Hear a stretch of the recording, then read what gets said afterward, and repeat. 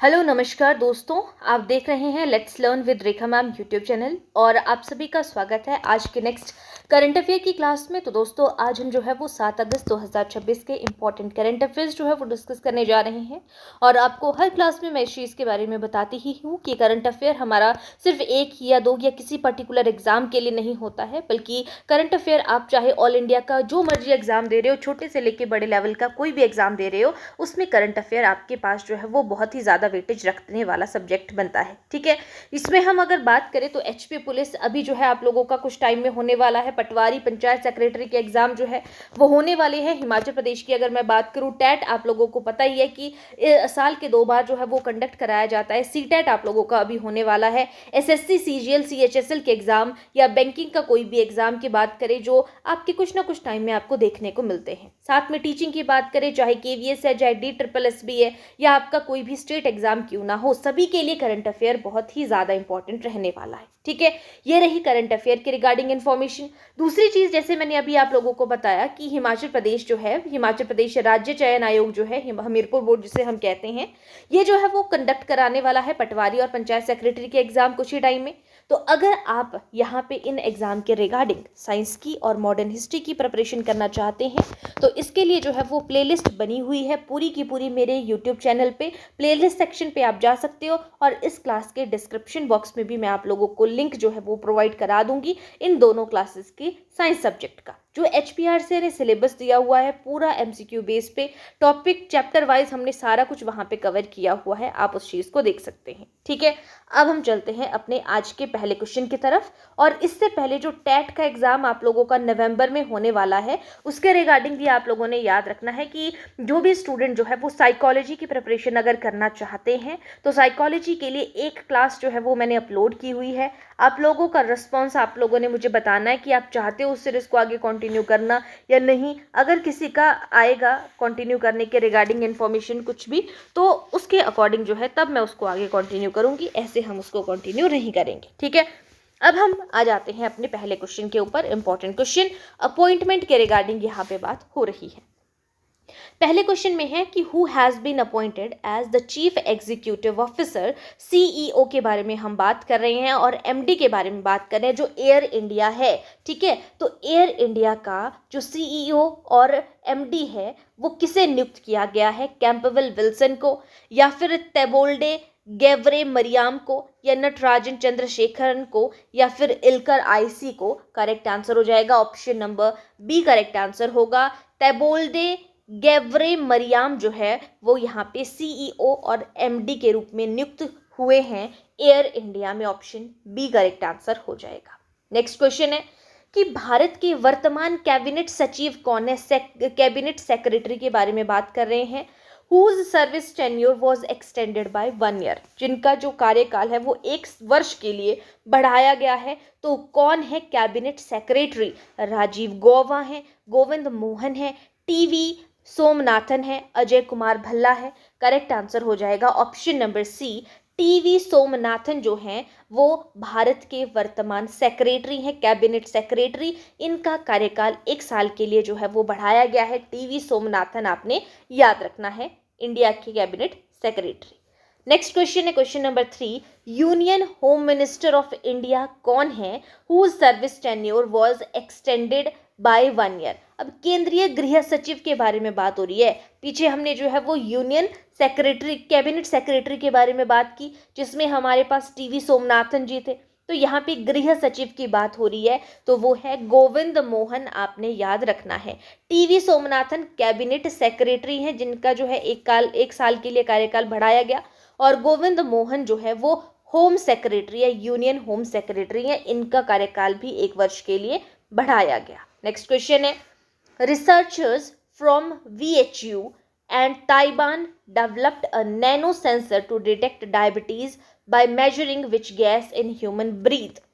कि जो BHU है और ताइवान के वैज्ञानिक हैं, इन्होंने मानव की सांस में किस गैस को माप कर कि मानव की जो सांस है उसमें किसी गैस को मेजर करेंगे और डायबिटीज़ का पता लगाने वाला नैनो सेंसर इन्होंने विकसित किया है। तो वो कौन सी गैस है जिसको डिटेक्ट करेंगे? क्या मीथेन गैस को डिटेक्ट करके जो है मानव की सांस में जो है वो मीथेन को मापकर, या कार्बन डाइऑक्साइड को मापकर, या एसीटोन गैस को मापकर, या ऑक्सीजन गैस को मापकर हम डायबिटीज का पता लगा सकेंगे? तो वो है acetone gas, option number C. ठीक है, बीएचयू और ताइवान के वैज्ञानिकों ने जो है वो यहाँ पे एक सेंसर, नैनो सेंसर विकसित किया है डायबिटीज का पता लगाने के लिए, और गैस है एसीटोन गैस। नेक्स्ट क्वेश्चन है, under which scheme will eligible brides receive an 8 gram gold coin and a silk sari in Tamil Nadu? Tamil Nadu में किस योजना के तहत पात्र बंधुओं को जो है वो 8 ग्राम सोने का सिक्का और रेशमी साड़ी दी जाएगी? ये तमिलनाडु में जो है ये बात हुई है। ठीक है, आपने जो थलापति विजय जो वहाँ के सीएम हैं, आपने देखा था कि सोना देने की उन्होंने कुछ बात की थी। ठीक है, तो 8 ग्राम सोने का सिक्का देंगे, वो सभी को नहीं, लेकिन जो पात्र बंधु होंगे, पात्र लोग होंगे उनको, और एक रेशमी साड़ी दी जाएगी। तो ये जो है वो किस योजना के तहत है? कलैगनार योजना, अम्मा योजना, या फिर मगालियर जो योजना है, या अन्नासीर योजना? तो करेक्ट आंसर होगा अन्नासीर योजना जो है, या अन्नासीर योजना जो है, इस योजना के तहत 8 ग्राम सोना पात्र लोगों को, पात्र बंधुओं को, और एक सिल्क की रेशमी साड़ी जो है वो सिल्क की साड़ी दी जाएगी। ये तमिलनाडु की योजना है, अन्नासीर योजना। नेक्स्ट क्वेश्चन है, भारत के पहले प्रस्तावित एआई इनोवेशन सिटी का नाम पूछा जा रहा है। What is the name of India's first proposed AI and innovation city?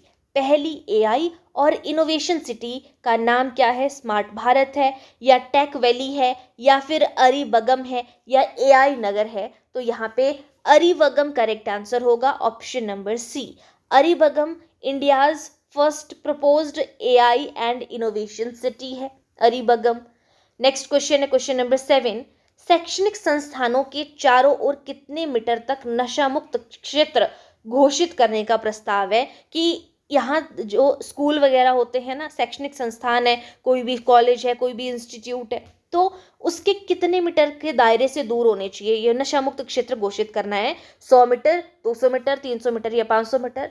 500 metre का दायरा होना चाहिए, ये बोला जा रहा है। ठीक है, नेक्स्ट क्वेश्चन है question number 8। Where was the 33rd MCCN Shankar memorial national junior under 18 clay court tennis championship organized? बोला जा रहा है कि 33वीं MCCN शंकर मेमोरियल राष्ट्रीय junior under 18 clay court tennis championship का आयोजन जो है वो कहाँ पर हुआ? बेंगलुरु, हैदराबाद, चेन्नई, पुणे? तो वो चेन्नई में हुआ, option number C correct answer हो जाएगा। चेन्नई में जो है वो शंकर मेमोरियल राष्ट्रीय junior clay court tennis championship का आयोजन Chennai, option C. Next question है, एआई आधारित बात हो रही है यहाँ पे। AI powered emergency response system 122 has been launched by which state? AI आधारित इमरजेंसी रिस्पॉन्स सिस्टम 112 जो है वो किस राज्य ने लॉन्च किया है? इमरजेंसी रिस्पॉन्स सिस्टम के लिए 112 एआई आधारित है ये। कर्नाटक, आंध्र प्रदेश, तमिलनाडु, या फिर तेलंगाना? तो ये तेलंगाना ने किया है, option number D correct answer हो जाएगा। नेक्स्ट क्वेश्चन है, what is PV Sindhu rank in PWF ranking?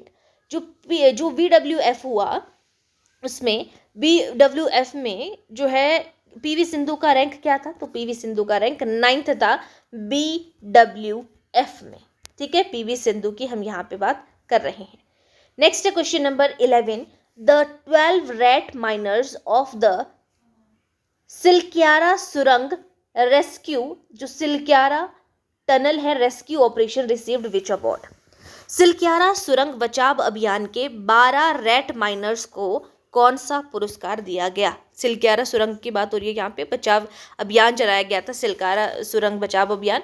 12 rat miners हैं, उनको कौन सा पुरस्कार दिया गया? जीवन रक्षा पदक, उत्तम जीवन रक्षा पदक, सर्वोत्तम जीवन रक्षा पदक, या फिर शौर्य चक्र? करेक्ट आंसर होगा सर्वोत्तम जीवन रक्षा जो पदक है वो दिया गया, option number C correct answer हो जाएगा। Which country harvest the first rice grown in space? अंतरिक्ष में उगाई जाने वाली पहली धान की फसल किस देश ने काटी है? तो चाइना ने काटी है, option number D correct answer हो जाएगा। नेक्स्ट है, एशियाई राफ्टिंग चैंपियनशिप जो है 2026 की मेजबानी कर रहा है, कौन सा राज्य करेगा एशियाई राफ्टिंग चैंपियनशिप? तो राफ्टिंग चैंपियनशिप अरुणाचल प्रदेश कर रहा है, option number D correct answer हो जाएगा। नेक्स्ट है, अगस्त 2026 की मौद्रिक नीति ने आरबीआई जो मॉनेटरी पॉलिसी है उसमें आरबीआई ने रेपो रेट का स्तर बढ़ाकर कितना बरकरार रखा है, किस स्तर पर बरकरार रखा है रेपो रेट? तो वो 5.25% पर रेपो रेट जो है वो यहाँ पे बरकरार रखा है। ठीक है, नेक्स्ट है, where will the 2026 BWF world championship be held? बोला जा रहा है कि जो BWF हो रहे हैं उसमें विश्व चैंपियनशिप का आयोजन होगा, तो वो कहाँ पर होगा? वर्ल्ड चैंपियनशिप कहाँ पे होगी? तो मुंबई में, चेन्नई में, बेंगलुरु में, Indira Gandhi indoor stadium new Delhi में। तो करेक्ट आंसर हो जाएगा यहाँ पे इंदिरा गांधी इंडोर स्टेडियम नई दिल्ली में जो है वो option number D correct answer होगा। यहाँ पे BWF वर्ल्ड चैंपियनशिप जो है वो आयोजन होगा। नेक्स्ट क्वेश्चन है, भारत सरकार ने प्रसिद्ध कलाकार हैं सतीश गुजराल, उनकी जन्म शताब्दी के उपलक्ष्य में क्या जारी किया है? सतीश गुजराल के लक्ष्य पे, ये हमने क्वेश्चन पढ़ा भी था।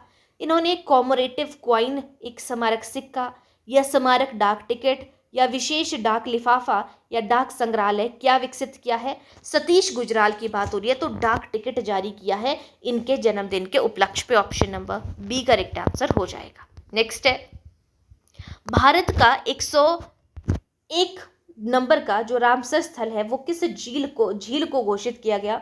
तो वो कौन सी झील है? तो वो है ग्लौ झील, अरुणाचल प्रदेश, ऑप्शन नंबर सी। ये हमने पिछले करंट अफेयर में डिस्कस कर लिया था, रिवीजन आपका यहाँ पे हो गया। नेक्स्ट है, बोला जा रहा है राष्ट्रीय अंग एवं उत्तक प्रत्यारोहण संगठन नोटो जिसको हम बोल रहे हैं के अनुसार वर्ष 2025 में मृत अंगदाताओं की सर्वाधिक संख्या किस राज्य में दर्ज की गई? ये भी हमने पढ़ा था, तो तमिलनाडु आपका करेक्ट आंसर है। यहाँ के जो है वो सबसे ज़्यादा संख्या में मृत लोगों ने अपने अंगदान जो है वो डोनेट किए हैं। नेक्स्ट है, कर्नाटक में 19 विधायकों को कैबिनेट मंत्री पद की शपथ दिलाई गई, तो वो किसने दिलाई? कर्नाटक में विधायकों को दिलाई गई। ठीक है, कैबिनेट मिनिस्टर्स इन कर्नाटका में लेजिस्लेचर ने दिलवाई, तो किसने दिलवाई? ये बोला जा रहा है विधायकों को। मुख्यमंत्री ने, राज्यपाल जो आपके थावर चंद गहलोत हैं, याद रखना आपने, कर्नाटक के जो मुख्यमंत्री हैं वो हैं थावर चंद गहलोत, या विधानसभा अध्यक्ष जो है, या फिर मुख्य न्यायाधीश चीफ जस्टिस। तो करेक्ट आंसर है राज्यपाल जो है उन्होंने दिलाई, और राज्यपाल का नाम है थावर चंद गहलोत जो हैं, याद रखना। नहीं, आई थिंक गलती से मुख्यमंत्री तो नहीं बोल दिया है, ध्यान रखना, राज्यपाल की बात कर रहे हैं। राज्यपाल है आपके थावर चंद गहलोत। इन्होंने जो है वो विधायकों को जो है वो 19 विधायकों को कैबिनेट मंत्री पद की जो है कैबिनेट मिनिस्टर्स की पद की शपथ दिलाई है, याद रखना है। नेक्स्ट क्वेश्चन है, केंद्र सरकार के द्वारा यूपीएससी और एसएससी की भर्ती प्रक्रिया में सुधारों का मुख्य उद्देश्य क्या है? वो क्यों जो है वो सुधार लाना चाहते हैं यूपीएससी और एसएससी भर्ती प्रक्रिया में? भर्ती परीक्षा समाप्त करना इनका उद्देश्य है, या प्रक्रिया को तेज, पारदर्शी और दक्ष बनाना? तो बिल्कुल यहीं से पता चल रहा है हमें कि ये प्रक्रिया को तेज भी बनाना चाहते हैं और एफिशिएंसी भी लाना चाहते हैं, ट्रांसपेरेंट भी प्रोसेस को रखना चाहते हैं। नेक्स्ट क्वेश्चन है, आंध्र प्रदेश की जो सरकार है किस देश के साथ 4 समझौते ज्ञापनों यानी कि MOU पर हस्ताक्षर किए हैं? आंध्र प्रदेश सरकार ने किए हैं। जापान के साथ समझौता किया, ऑस्ट्रेलिया, फ्रांस या जर्मनी, किसके साथ में किया है? तो करेक्ट आंसर होगा ऑस्ट्रेलिया के साथ में इन्होंने जो है वो आंध्र प्रदेश की बात कर रहे हैं हम, आंध्र प्रदेश ने जो है वो किया है ऑस्ट्रेलिया के साथ में 4 MOU साइन किए हैं। नेक्स्ट क्वेश्चन है, बेल की बात कर रही हैं, भारत इलेक्ट्रॉनिक लिमिटेड ने किस कंपनी के साथ समझौता किया है? बेल ने TCS के साथ, एसरी इंडिया टेक्नोलॉजीज प्राइवेट लिमिटेड या इन्फोसिस या फिर विप्रो? तो करेक्ट आंसर होगा एसरी इंडिया टेक्नोलॉजी प्राइवेट लिमिटेड के साथ में जो है वो बेल ने MOU या फिर समझौता किया है। नेक्स्ट क्वेश्चन है, REC लिमिटेड एंड PFC ने किस परियोजना के लिए 26,850 करोड़ के कॉमन लोन एग्रीमेंट पर हस्ताक्षर किए? ठीक है, तो यहाँ पे बोला जा रहा है REC लिमिटेड और PFC ने किया है। कौन सी परियोजना है जिसके लिए 26,850 करोड़ का कॉमन लोन एग्रीमेंट पर हस्ताक्षर किया है? विंध्याचल परियोजना के लिए किया है, या फिर मेजा तापीय विद्युत परियोजना चरण सेकंड के लिए, या कोरबा परियोजना, या सिंगरौली परियोजना? करेक्ट आंसर है जो मेजा तापीय विद्युत सोलर प्रोजेक्ट चरण है, यानी कि Meja thermal power project stage second है, उसके लिए REC लिमिटेड और PFC ने जो है वो 26,850 करोड़ के कॉमन लोन एग्रीमेंट पर हस्ताक्षर किए हैं। नेक्स्ट है असोचम, भी आप बोल सकते हो, या फिर ASSOCHAM। एसोचम ने व्यापार एवं निवेश संबंध को मजबूत करने हेतु संगठनों के साथ में समझौता किया, MOU साइन किया। तो किसके साथ में, कौन सी ऑर्गेनाइजेशन के साथ में जो है इन्होंने MOU साइन किया है? जेत्रो और कोटरा के साथ में, या बिजनेस फ्रांस एंड AICCIA के साथ, या फिसाई और CII के साथ में, या आशियान या विम्स्टेक के साथ में? तो करेक्ट आंसर हो जाएगा यहाँ पे बिजनेस फ्रांस एंड याकाई, भी आप बोल सकते हो, या IACCIA के साथ में जो है यहाँ पे ओसाचिन ने MOU साइन किया है। बिजनेस फ्रांस आप याद रख सकते हो, बाकी आपको आगे याद रह ही जाएगा। नेक्स्ट क्वेश्चन है, बोला जा रहा है कि कंदेरे Hurun India women leaders list 2026 में जो प्रथम स्थान प्राप्त किया है वो किसने प्राप्त किया है? तो किरण मजुमदार शॉ ने, मीना बिंद्रा ने, फाल्गुनी नायर, या रोशनी नाडर ने? तो करेक्ट आंसर है मीना बिंद्रा ने जो है वो कैंदेर Hurun India women leader list जो 2026 है उसमें टॉप किया है मीना बिंद्रा। हिरोशिमा डे मनाया जाता है, तो हिरोशिमा डे कब मनाया जाता है? अगर बात करें प्रतिवर्ष तो 6 अगस्त को मनाया जाता है। अभी पिछले कल ही जो है हिरोशिमा डे जो है वो सेलिब्रेट किया गया था। उसी के साथ में अगर बात करें क्लाउडेड लेपर्ड डे, तो ये हमने पढ़ लिया था ऑलरेडी पिछले क्लास में भी। इंटरनेशनल क्लाउडेड लेपर्ड डे जो है वो कब मनाया जाता है? तो वो 4 अगस्त को मनाया जाता है। इंटरनेशनल क्लाउडेड लेपर्ड डे 4 अगस्त।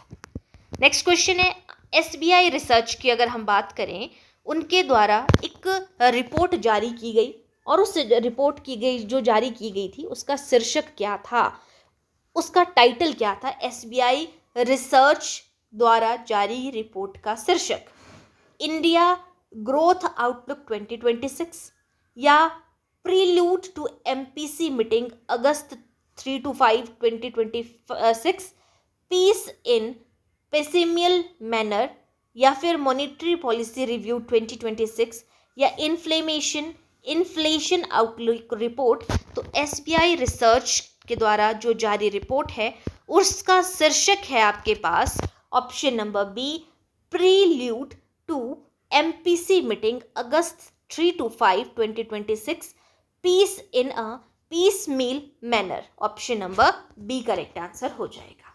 नेक्स्ट है सेबी ने डिजिटल प्लेटफॉर्म की एक्सेसिबिलिटी ऑडिट पूर्ण करने की समय सीमा बढ़ाई, तो वो कब तक बढ़ाई है सेबी ने कि वो डिजिटल प्लेटफॉर्म की एक्सेसिबिलिटी ऑडिट जो है उसको पूर्ण कर सके? पूर्ण करने की समय सीमा बढ़ाई, तो वो कितनी बढ़ाई? 30 सितंबर 2026 तक, या 31 अक्टूबर, या 31 दिसंबर, या 31 जनवरी 2027? तो करेक्ट आंसर होगा ऑप्शन नंबर बी, 2026 अक्टूबर तक जो है वो सेबी ने बढ़ाई। याद रखना, डिजिटल प्लेटफॉर्म की एक्सेसिबिलिटी ऑडिट पूर्ण करने की समय सीमा 31 अक्टूबर 2026 तक। नेक्स्ट क्वेश्चन है HDFC जो है एक बैंक है, उन्होंने वरिष्ठ नागरिकों और महिलाओं के लिए 2 नए बचत खाते शुरू हुए हैं, तो वो उन बचत खातों का नाम क्या है? 2 वेरिएंट कौन कौन से हैं? Prime senior prime women, max for senior या मैक्स फॉर हर, या स्मार्ट सीनियर स्मार्ट वुमेन, या इलाइट सीनियर या इलाइट वुमेन? करेक्ट आंसर है max for senior and max for her जो है ये 2 नए सेविंग खाते जो है वो लॉन्च किए हैं HDFC ने सीनियर सिटीजन्स और लेडीज के लिए। ठीक है, नेक्स्ट क्वेश्चन है पिछले 5 वर्षों में जो MSMEs हैं उनको ऋण प्रवाह बढ़ाने हेतु कई पहल जो है वो किस संस्थान ने शुरू की? 5 वर्षों में बात हो रही है कि जो MSMEs हैं उनको ऋण प्रवाह बढ़ाने हेतु कई पहल जो है वो लॉन्च की हैं, तो नाबार्ड ने, सिडबी ने, आईएफसीआई ने या एग्जिम बैंक ने। तो करेक्ट आंसर होगा SIDBI, option number B. SIDBI ने जो है यहाँ पे बहुत सारी जो है वो यहाँ पर चीज़ें मतलब कई प्रभाव बढ़ाने हेतु कई जो है वो सिडबी ने जो है वो पहल की है। ठीक है, एमएसएमई को ऋण प्रवाह बढ़ाने हेतु सिडबी ने जो है वो संस्था ने पहल की है, ऑप्शन बी। नेक्स्ट क्वेश्चन है, प्रशांत महासागर के किस देश ने अपना आधिकारिक नाम बदलकर रिपब्लिक ऑफ नाउरू कर दिया है? ये हमने पहले भी डिस्कस किया था, तो वो नाउरू है। ये एक पैसिफिक आइलैंड का देश है, प्रशांत महासागर का एक देश है जिसने अपना नाम रिपब्लिक ऑफ नाउरे कर दिया है। ठीक है, नेक्स्ट क्वेश्चन है, लंदन क्लाइमेट एक्शन के दौरान संयुक्त राष्ट्र महासचिव एंटोनियो गुटरेस जो हैं उन्होंने कितनी प्रमुख पहलें घोषित की? How many major initiative did UN secretary? याद रखना, जो यूएन सेक्रेटरी हैं वो आपके एंटोनियो गुटरेस हैं। उन्होंने अनाउंस किया during London climate action week. 1, 2, 3, 4 कितनी प्रमुख पहलें घोषित की हैं इन्होंने एक्शन वीक के दौरान, लंदन क्लाइमेट एक्शन वीक के दौरान? तो ये करेक्ट आंसर हो जाएगा यहाँ पे ऑप्शन नंबर बी, 2 पहले जो है वो शुरू की हैं प्रमुख। नेक्स्ट है, आरबीआई ने 3 अगस्त 2026 के से जो है वो किसे कार्यकारी निदेशक नियुक्त किया है, एग्जीक्यूटिव डायरेक्टर नियुक्त किया है? तो एग्जीक्यूटिव डायरेक्टर नियुक्त किया है आरबीआई ने मोनिशा चक्रवर्ती को, option number B correct answer है। मोनिशा चक्रवर्ती को 3 अगस्त से जो है एग्जीक्यूटिव डायरेक्टर जो है वो ईडी बनी है आरबीआई के, मोनिशा चक्रवर्ती, ऑप्शन बी। नेक्स्ट क्वेश्चन है, भारतीय नौसेना के उप नौसेना प्रमुख deputy chief of naval staff का पद जो है वो किसने संभाला है? डेप्यूटी चीफ के बारे में बात कर रहे हैं, तो वो एडमिरल संजय वात्स्यायन है या फिर एडमिरल एएन प्रमोद है, एडमिरल दिनेश त्रिपाठी हैं या एडमिरल आर हरि कुमार हैं? तो वो है आपके पास admiral vice admiral AN Pramod, option number B. Deputy chief of naval staff, उप नौसेना प्रमुख, वो है एएन प्रमोद। नेक्स्ट क्वेश्चन है, 3 अगस्त 2026 से कार्यवाहक केंद्रीय सतर्कता आयुक्त एक्टिंग सीवीसी के बारे में बात कर रहे हैं। एक्टिंग सीवीसी मतलब सेंट्रल विजिलेंस कमिश्नर जो है वो उसका पद संभाला है, तो किसने संभाला है?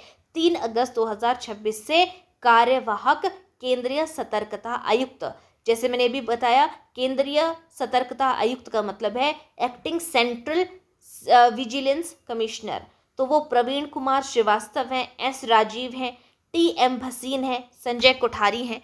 तो यहाँ पे किसने पदभार संभाला है? यहाँ पर सीबीसी का एस राजीव ने, option number B correct answer हो जाएगा।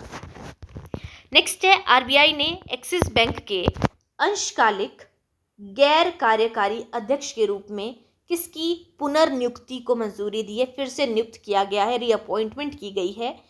Part time non executive chairman of Axis Bank Amitabh Chaudhary, NS Viswanathan या राकेश मखीजा या संदीप बख्शी? करेक्ट आंसर होगा एनएस विश्वनाथन जो है, इनको फिर से जो है वो part time non executive chairman of Axis Bank के रूप में रीअपॉइंट किया गया है। एनएस विश्वनाथन एक्सिस बैंक से रिलेटेड है, याद रखेंगे। नेक्स्ट है, एक्सरसाइज है रोटोर क्लैप 3, इसका आयोजन कहाँ किया गया? एक्सरसाइज रोटोर क्लैप 3 का पोखरण राजस्थान में, जोधपुर राजस्थान, लेह लद्दाख, जैसलमेर एयरबेस में? करेक्ट आंसर हो जाएगा आपका option number A, Pokhran Rajasthan में रोटोर क्लैप 3 का आयोजन किया गया। नेक्स्ट है, भारतीय नौसेना जो है, इंडियन नेवी की बात कर रहे हैं, डाइविंग सपोर्ट क्राफ्ट परियोजना के 5वें एवं अंतिम पोत का नाम रखा, तो वो क्या रखा? आपकी परियोजना का नाम क्या है? Diving support craft. तो इसमें 5वां और अंतिम पोत है, उसका नाम क्या रखा है? फाइनल शिप, उसका नाम है DSC A24। ठीक है, DSC A24 5th और फाइनल आपका क्राफ्ट है ये, तो DSC A24 उसका नाम है। नेक्स्ट है, स्तन कैंसर उपचार के हेतु नैनोकेयर आधारित जीन साइलेंसिंग रणनीति जो है वो विकसित की है। इसका मतलब क्या है कि जो भी डेंजरस सेल्स है ना, ये उनके ऊपर डायरेक्ट जो है वो काम करेगा। इसकी साइड इफेक्ट जो है, जो नॉर्मल कीमोथेरेपी होती है उसके कंपैरिजन में इसके साइड इफेक्ट्स आपको कम देखने को मिलेंगे। ये यहाँ पे बात हो रही है।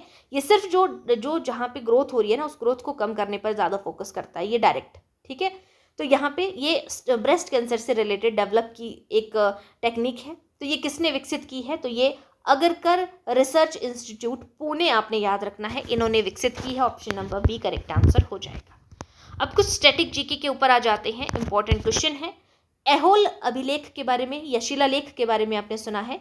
तो ऐहोल जो शिलालेख है, इसके रचयिता कौन है? ऐहोल जो लिखा है, रवि कीर्ति ने इसकी रचना की है, ऐहोल शिलालेख। ठीक है, option number C correct answer हो जाएगा। नेक्स्ट क्वेश्चन है यहाँ पे आर्टिकल से रिलेटेड, under which article does the supreme court have the power to review its own judgment? कि सुप्रीम कोर्ट जो है वो अपने निर्णयों की समीक्षा का अधिकार रखता है। वो कौन से आर्टिकल के तहत अपने निर्णय पर समीक्षा कर सकता है? 136, 137, 141 या 142? करेक्ट आंसर होगा 137। सुप्रीम कोर्ट अपने निर्णयों की समीक्षा कर सकता है 137 आर्टिकल के तहत। नेक्स्ट क्वेश्चन है, which state separate Corsica and Sardinia? जो कोर्सिका और सार्डिनिया है उनको अलग करने की जल संधि का नाम क्या है? तो वो है बोनिफेसियो जल संधि। स्ट्रेट ऑफ बोनिफेसियो जो है वो करेक्ट आंसर होगा। तो स्ट्रेट ऑफ बोनिफेसियो जो है या बोनिफासियो जो है, ये कोर्सिका और सार्डिनिया को अलग करने वाली जल संधि है, स्ट्रेट है जो सेपरेट करती है इन दोनों को। और आज की क्लास का सेकेंड लास्ट क्वेश्चन, जो बेरोजगारी है, ठीक है, इन्फ्लेशन और जो अनएम्प्लॉयमेंट और इन्फ्लेशन है, मुद्रास्फीति, इनके बीच का जो इन्वर्स रिलेशनशिप है, व्युत्क्रमानुपाती संबंध, उसको कौन सी आर्थिक अवधारणा दर्शाती है? आपका लेफर का जो वर्क है, लॉरेंज वर्क है, कुछ नेटस वक्र है या फिलिप्स वक्र है, तो इनके इन्वर्स रिलेशनशिप को, बेरोजगारी और मुद्रास्फीति को दर्शाता है आपका फिलिप वक्र। Option number D correct answer हो जाएगा। और आज की क्लास का जो लास्ट क्वेश्चन है हमारे पास, सुपर कंडक्टर द्वारा क्रांतिक तापमान से नीचे चुंबकीय क्षेत्र को पूरी तरह बाहर निकालने की परिघटना, what is the phenomenon called in which super conductor expel magnetic fields below their critical temperature? ठीक है, तो जो उसके जो क्रिटिकल टेम्परेचर है, क्रांतिक तापमान से नीचे चुंबकीय क्षेत्र को पूरी तरह बाहर निकालने की परिघटना को कहा जाता है मिस्नर प्रभाव कहा जाता है, मिस्नर इफेक्ट कहा जाता है। Option number D correct answer हो जाएगा। ये थे हमारे आज के करंट अफेयर्स। आई होप आप लोगों को सारी चीज़ें अच्छे से समझ में आई होंगी।